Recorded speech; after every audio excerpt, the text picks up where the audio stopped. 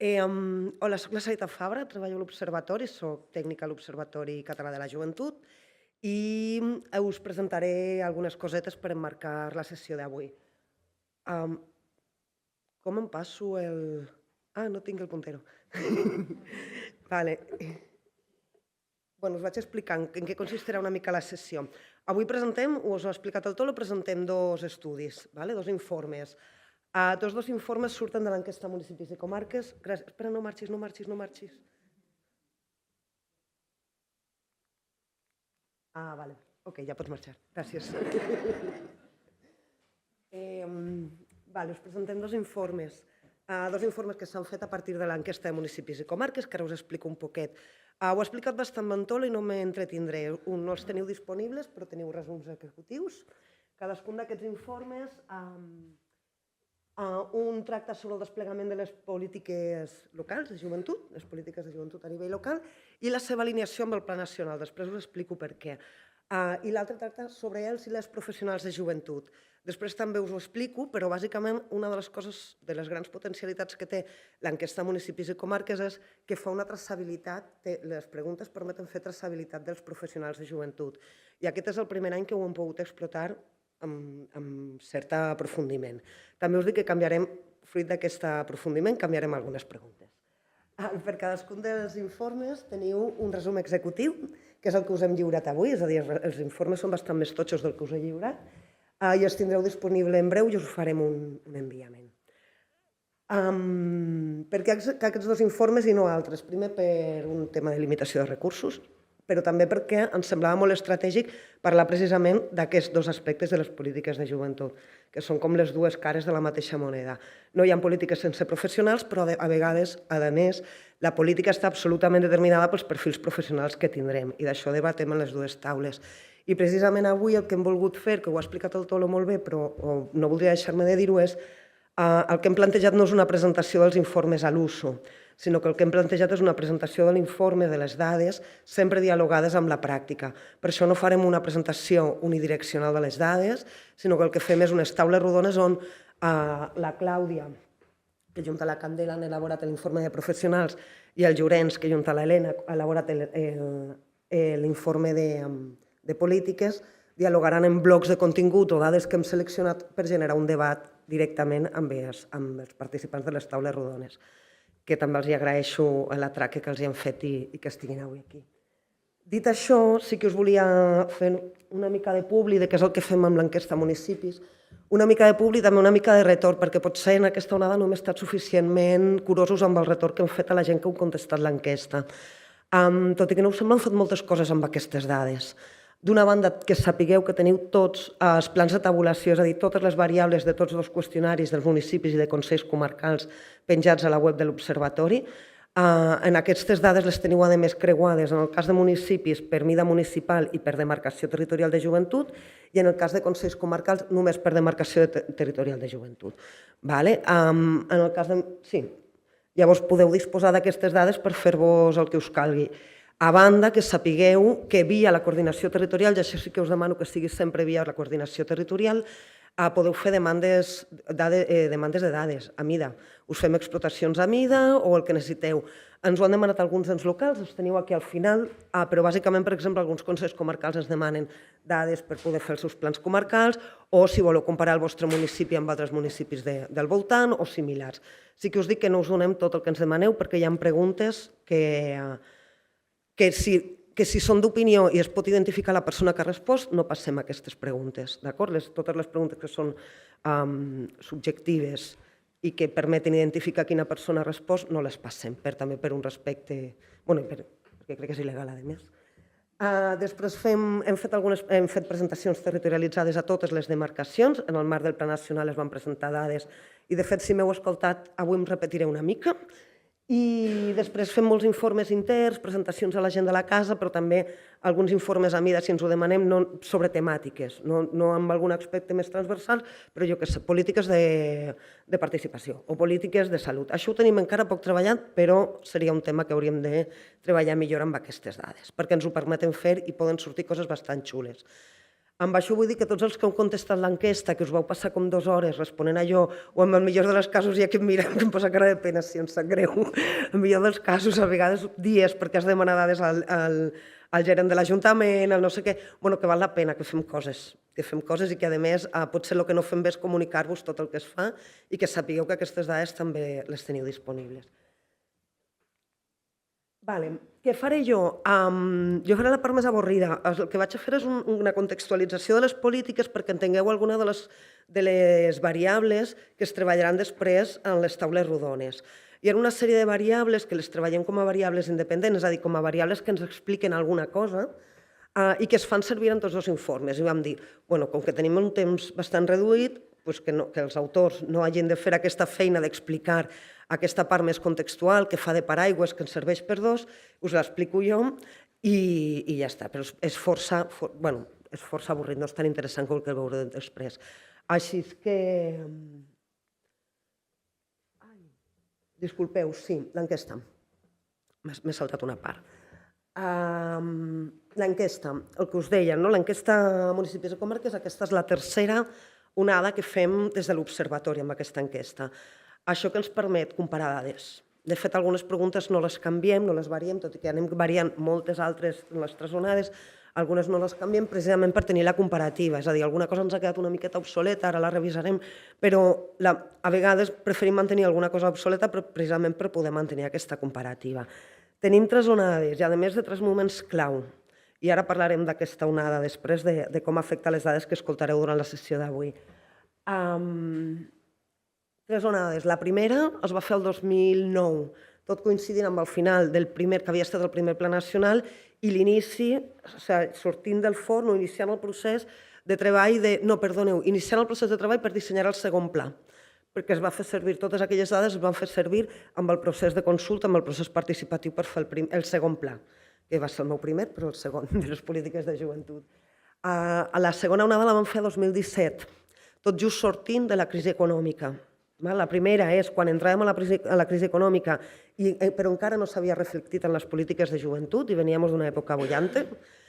La segona veníem sortint de la crisi econòmica, però encara no es veien els efectes d'aquesta sortida de la crisi econòmica, tot i que ja se'n començava a parlar, però en l'administració, en les estructures, encara sembla que no havíem tingut aquests efectes. I la tercera, oh sorpresa, sortint del Covid. O sigui, vull dir, és com que hem tingut bastanta sort sortint del Covid. I després us explico perquè això és molt important que estàvem sortint del Covid en la interpretació d'algunes preguntes. El que us deia, hi ha algunes preguntes que són fixes, que les mantenim sempre, com si tens regidoria, no la tens, quina partida econòmica tens, perquè ens permet aquesta anàlisi longitudinal, comparatiu més que longitudinal, la veritat. I després d'altres que anem variant que tenen a veure amb aquests moments. Algunes del Pla Nacional en el seu moment, ara vam incorporar algunes variables control per veure els efectes del Covid en les polítiques, i això us ho hauria d'haver portat i no ho he portat, però no importa.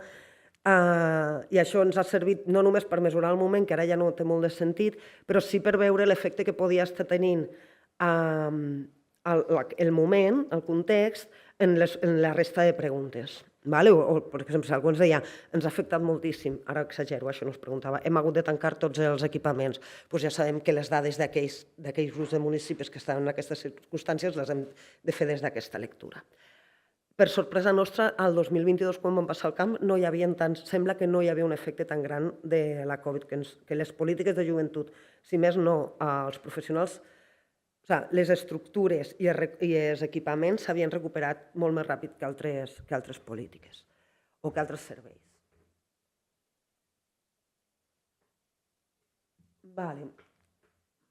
Dades tècniques no us interessa, però sempre hi ha algú que pregunta quina és la dada tècnica. Què ens interessa, bàsicament, o que jo crec que és interessant d'aquí? Una, tenim superbona resposta en aquesta enquesta, gràcies. I gràcies a les coordinacions territorials, perquè sou que us ho correu de veritat fent trucades, són molt pesats, sí, però de veritat que val la pena. Això què vol dir? Que tenim el 63% dels municipis, 63, gairebé 64% dels municipis ens han contestat. Això ens dona un marge d'error baix, o relativament baix. Què vol dir això, un marge d'error? No ens liem, és aquí, de 2,45, que quan mireu qualsevol dada de l'enquesta de municipis, podem tenir un error d'enquestació, el que seria un error mostral, vull dir que les dades poden ballar 2,5 cap a un, 2,5 cap a dalt. Això seria l'error que tenim per mostra. Després podem tenir altres errors d'interpretació, pregunta, bla, però que quan mirem les dades, tot allò que siguin canvis de 2,5 no és interessant, vull dir, no és un canvi rellevant. I a partir del 2,5 podem començar a parlar de si és rellevant o no. Podem començar a interpretar. Per això només m'interessa que ho sapigueu. En el cas de Consells Comarcals ens han respost tots, els 41 que hi havia en el moment. Això vol dir que no tenim marge d'error. Tenim un marge d'error generat per al qüestionari o per altres coses, però no tenim marge d'error. Per tant, són dades, són percentatges que hem de visualitzar amb molta cura quan parlem de Consells Comarcals, perquè cada Consell Comarcal val un 9%, que a vegades dius, tinc un 10% de diferència. Bueno, sí, és un Consell Comarcal. Ja està. No vull dir que ho llegim des d'ahir, però és l'univers, és la realitat, és el que hi ha, no hi ha marge d'error, és el que hi ha. Vale? I les dates en què van fer el treball de camp, important, això és superimportant. Les van fer durant finals de 2022 al cas de municipis i a l'estiu de 2022 en el cas de Consells Comarcals. És superimportant per dues coses. Primer, el que es deia del Covid.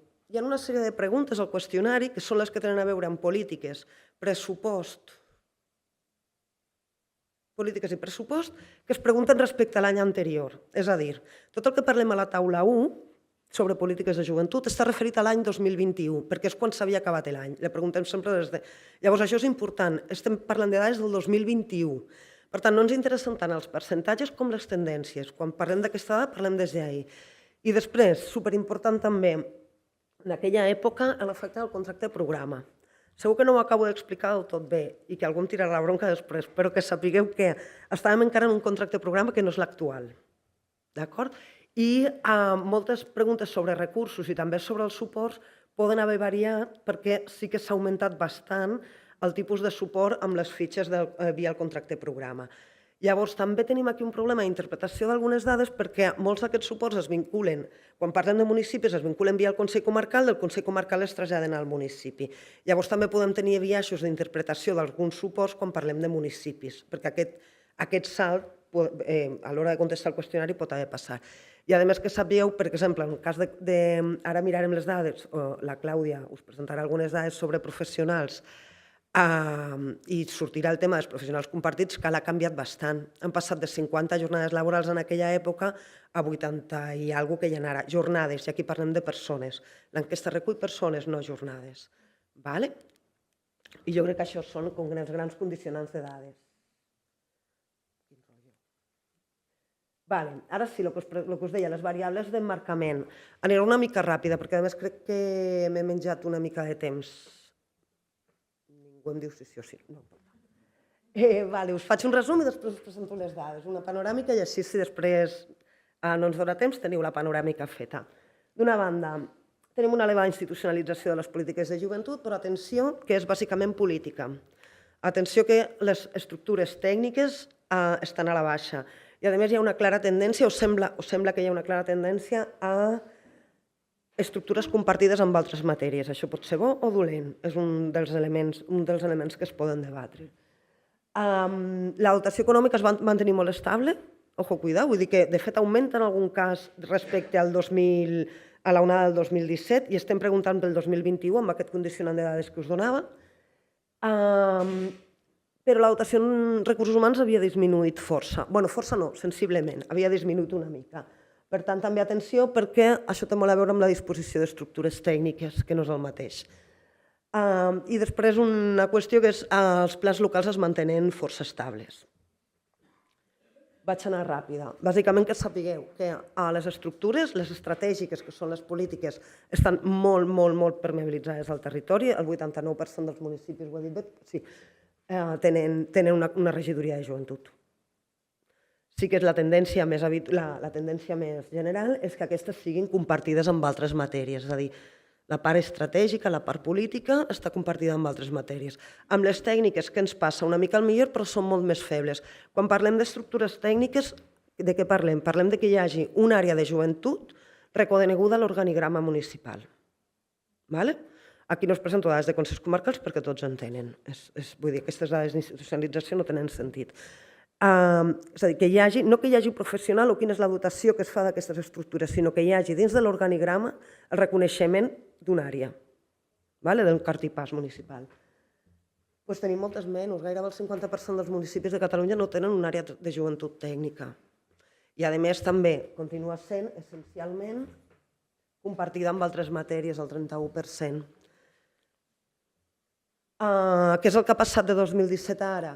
Precisament que han baixat una miqueta les tècniques i la tendència aquesta que us deia, les compartides. Els que no tenen regidoria han augmentat una mica, dins dels marges d'error, tampoc seria un drama, però els que no han augmentat les tècniques, els que no tenen tècniques han augmentat força.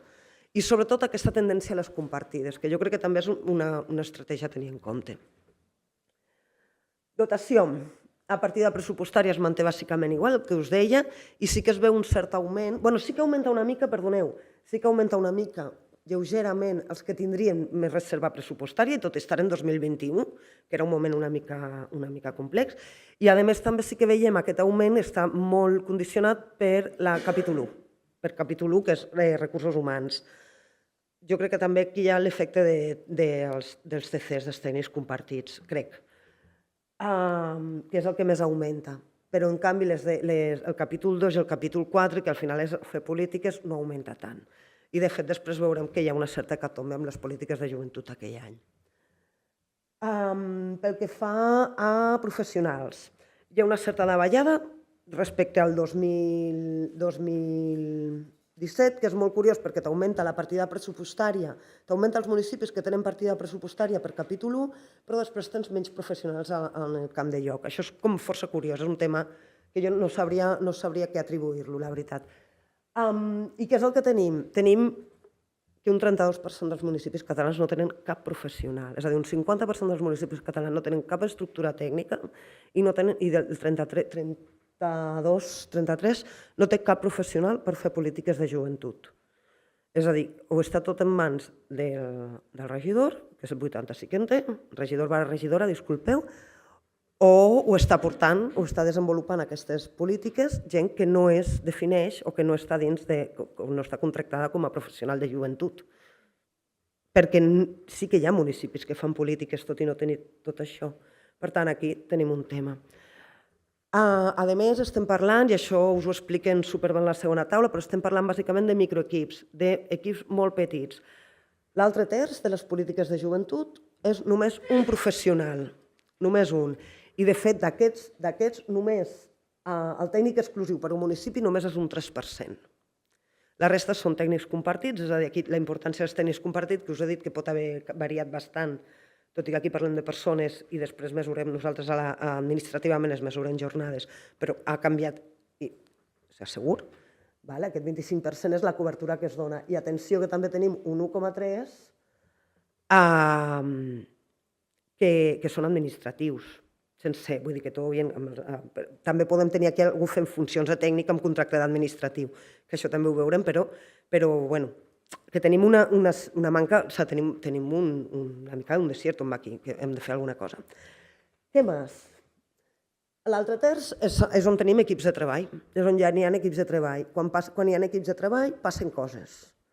Només tenir un tècnic, ja ho veurem després, però només tenir un tècnic serveix per impulsar algunes coses, però quan hi ha polítiques més aprofundides, més complexes, en combinació de diferents àmbits, és quan hi ha equips de treball. Plans locals. No hi ha hagut variació. Qui feia plans locals els continua fent. Qui no en feia ja no en fa. Qui fa... Crec que aquí tinc algú ocult. Qui fa plans locals, els majors de 3.000. A partir dels 2.000 comença a veure's. Qui no en fa, doncs els menors. Això vol dir que no fan plans locals, no fan res? No. Els que no fan plans locals tenim una part important que fan diagnosi i altres que estan fent planificació.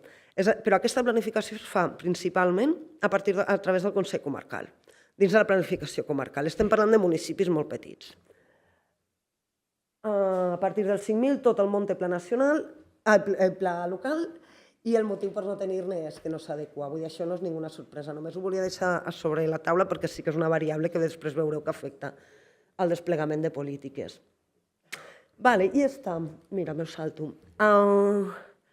Amb tot el que hem dit, que us feia una comparativa, ara hem pujat, ara hem baixat, amb no sé què, no sé quantos que ha passat. Això és un índex construït, l'índex d'institucionalització, que el vam tenir per l'onada anterior i aquesta, que et creua diferents variables, es mesura diferents, tenir àrea, no tenir, o sigui, tenir àrea, no tenir-ne, tenir regidoria, no tenir-ne, pla local, totes les variables que hem vist fins ara, els professionals de joventut i la dotació econòmica.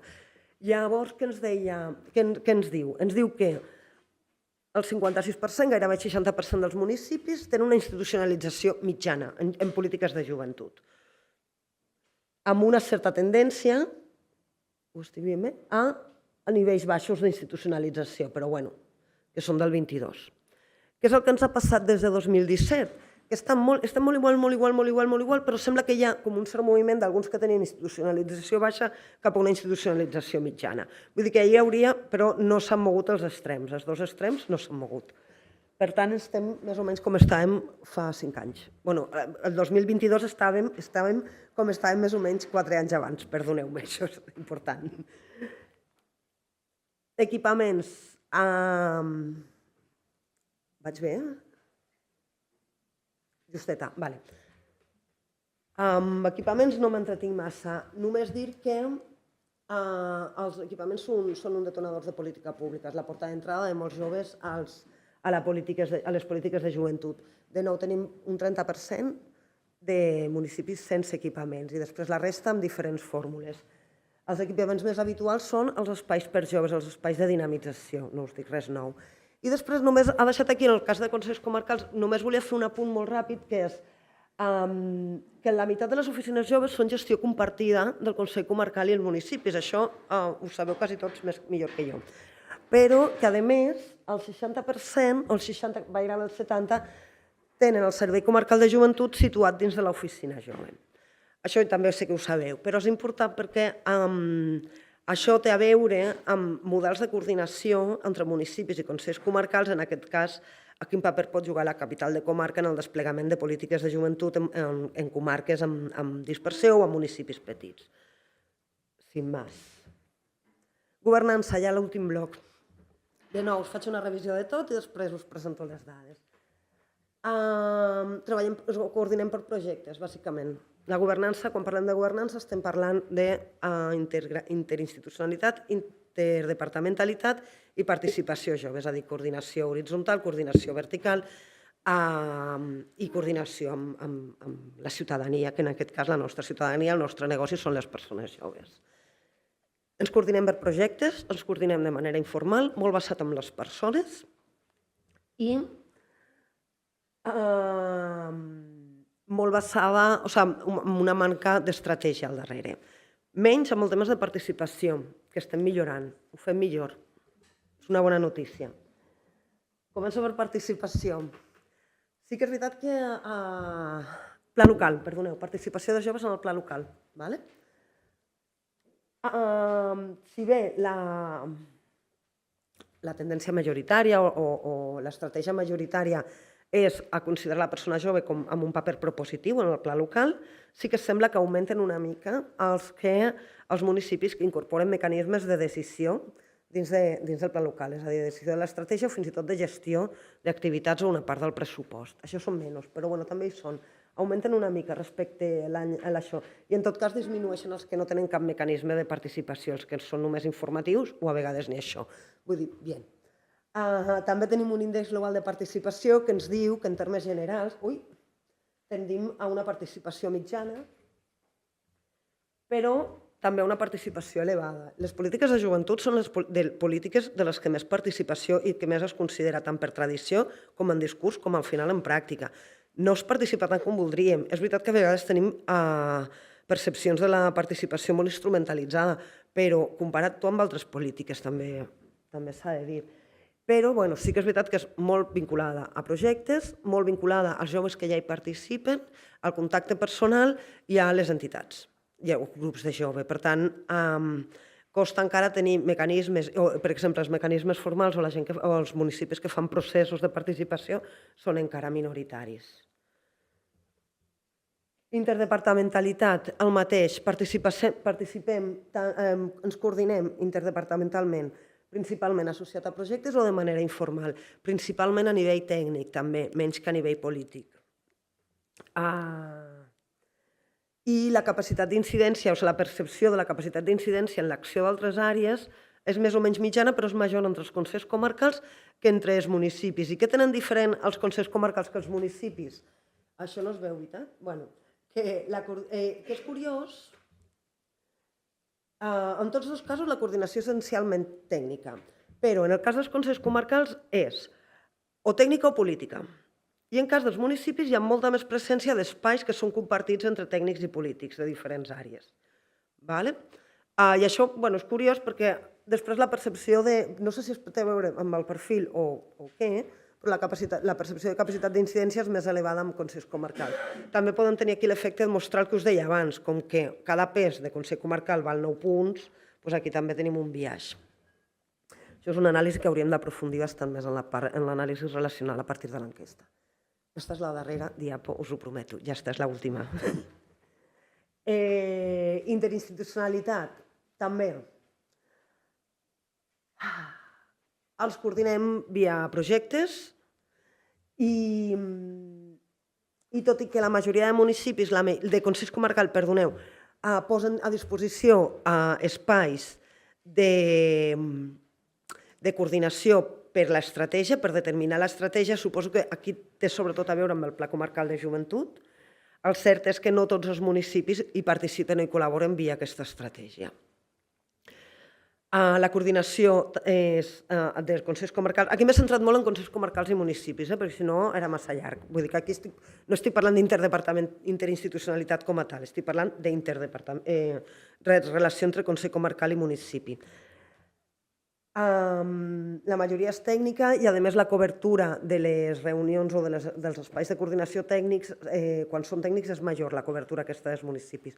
Són més freqüents i es tendeix més a la decisió i no tant a la informació o la consulta, respecte a les polítiques. I jo crec que amb això ja estic. Més o menys us he fet una panoràmica de tot. Ara us deixo amb la taula 2, amb la taula 1. La taula 1 va sobre l'informe de polítiques. L'ha elaborat Casinet, l'Helena Costas amb en Llorenç Femenies, ho he dit bé? Gràcies. I ho dinamitzarà l'Aina Zavala, que és companya de l'agència, que es presenta ella, i no faig més spoilers, perquè si no boicotejo la presentació de l'Aina. No podeu pujar.